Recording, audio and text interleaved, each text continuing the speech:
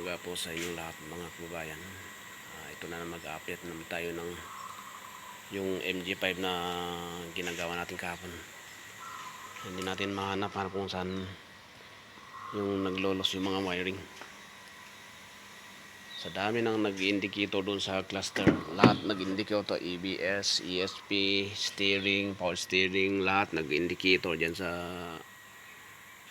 cluster niya, kaya hindi na may deliver sa customer. Ayan, pinagtatanggal na lahat itong upuan. Wala akong makita kung saan naglolos yung mga sakit. Yan, kahapon nang hindi ko na mahanap, huminto muna ako at nag-ano ako ng ibang trabaho. Yan, binalikan ko ng after 5 o'clock. Ito na yung kamay naman. Yan, balikan ko na dito kahapon. Ay, isang oras ko na alam nyo guys kung ano yung nakita kong problema. Kasi yung sinisilip ko dito sa ilalim ng ano, may na ano dito na sa plastic, may na-crack, kaya sabi ko baka binaklas nito mga ng control module dito sa may control module kasi dito yung likod itong fuse box. Nung balikan ko kasi tinanggal ko itong takip, nung tinignan ko, dahil nung sinisilip ko nga kahapon may sirado na ng plastic, sabi ko baka hinila nila nung tinanggal ko yung takip, ito guys ang nakita kong itong dalawang sakit na ito, hindi naka ano siya pero hindi nakalak. Ito yung nakalak kahapon, nung paghila ko dito labas.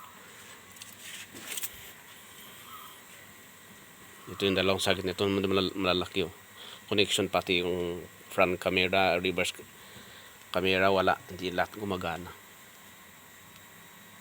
Tapos na ang daming nag-indicator dito sa cluster na lahat ang steering, power steering, ESP, handbrake, nag-indicate lahat yan, pero umaandar na ng makina. Ito lang, hindi na siguro, baka hinila-hila nila ito nung nung inassemble, hindi na naipasok nila itong sakit, pero hindi nakalak. Kaya kahapon nung pag ganun ko ng hindi pa pala ito na nakalak, pero nakapasok naman dun sa sakit niya hindi lang nakalak nung inano ko, testing ko, nawala na lahat yung nag-okay na lahat. Hindi na lang, ang dami kong kinalas. Pati ito kahapon, buti hindi ko na tinuli itong kinalas kasi according kay boss, yung ng control unit ng ng camera niya nandito sa gitna at saka yung airbag nandyan, kaya buti hindi ko nakalas, kasi hindi ko makalas-kalas ka ito buti na lang, sabi ko isa-isain ko na lang hindi tong wala namang ibang dito lang sa sa may sakit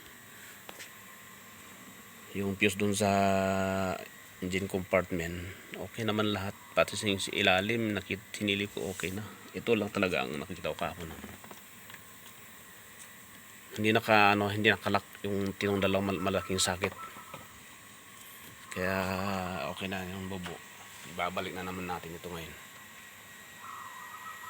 Ay, salamat, nakita na rin yung problema. Okay, hanggang dito lang muna tayo mga kababayan. Thank you.